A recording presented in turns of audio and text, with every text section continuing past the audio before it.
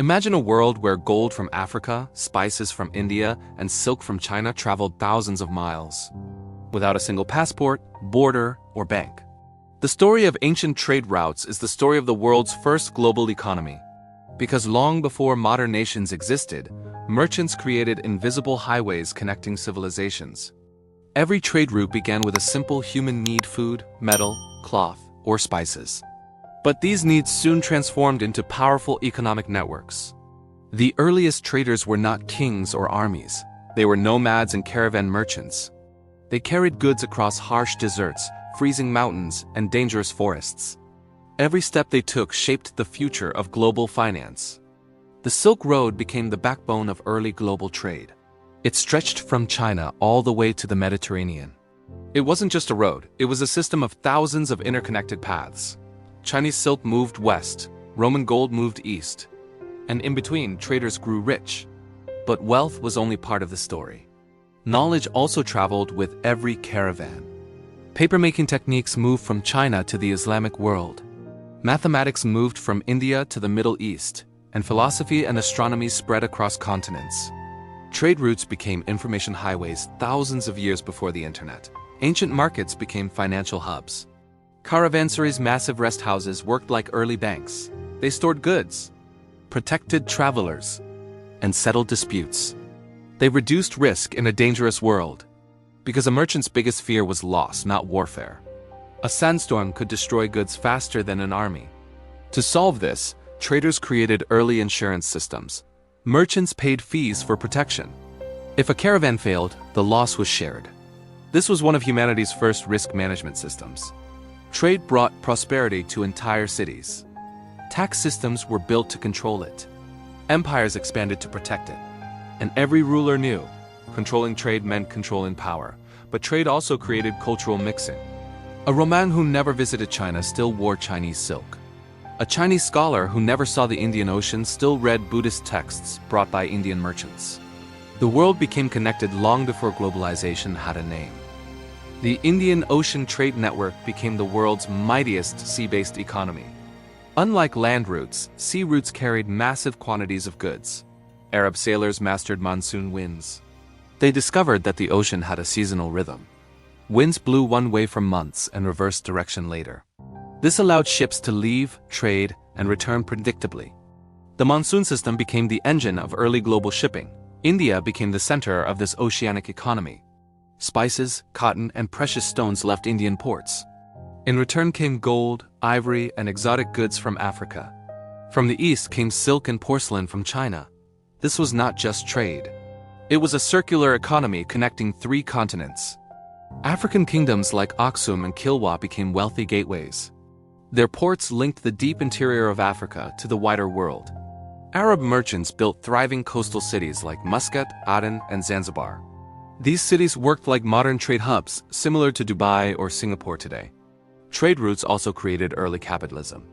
Merchants pooled money together to buy ships. Profits were shared. Losses were divided.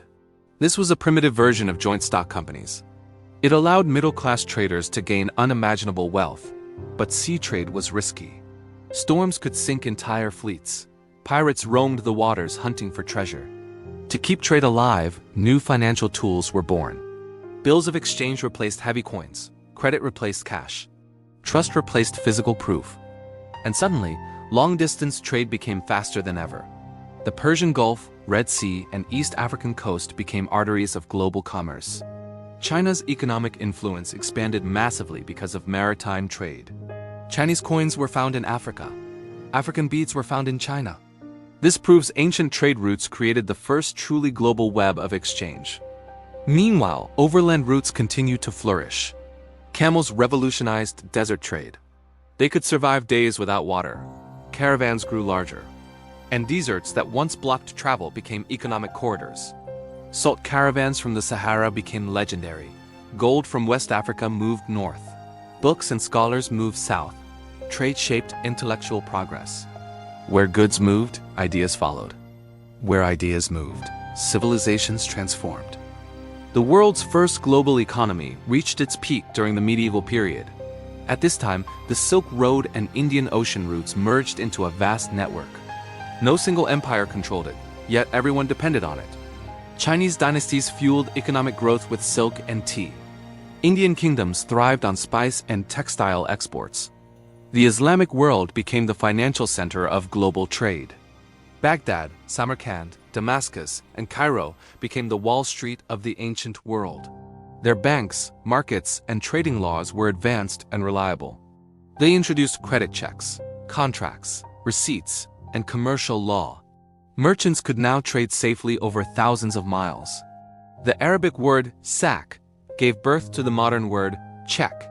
This made long-distance trade smooth and safe. Europe, once isolated, joined the economy through Mediterranean ports. Venice and Genoa became giants of maritime trade. They transported goods between Asia and Europe. Europeans were fascinated by Asian wealth. Gunpowder, paper, spices, medicine, and luxury textiles flowed in. But Europe exported far less back. This imbalance pushed European kingdoms to search for new routes. This is how exploration began. Columbus, Vasco da Gama, and Magellan sailed in search of shortcuts to the riches of Asia. They were driven by trade, not curiosity. These voyages changed history forever. Globalization exploded. For the first time, every major continent became part of the same economic system. But ancient trade routes did more than move goods. They moved culture. Languages blended. Religions spread. Technologies evolved. Diseases traveled too. Trade could create prosperity. Trade could also create catastrophe. The Black Death moved along the Silk Road before reaching Europe. It reshaped demographics and economies for centuries, but humanity rebuilt, and trade continued to shape the world. By the time the early modern period arrived, the foundations of our global economy were already set. Joint stock companies, maritime insurance, credit and banking systems, currency exchanges, international trade laws. Every modern economic pillar began on those ancient roots. The world you live in today, banking, shipping, global markets, multinational trade exists because merchants thousands of years ago took risks across deserts, oceans, and mountains. Their courage built the first global economy. Their roots became the blueprint for modern globalization, and their legacy still powers the world. If you want more powerful stories that reveal how ancient economies shaped our modern world, make sure to like, share, and subscribe for the next episode.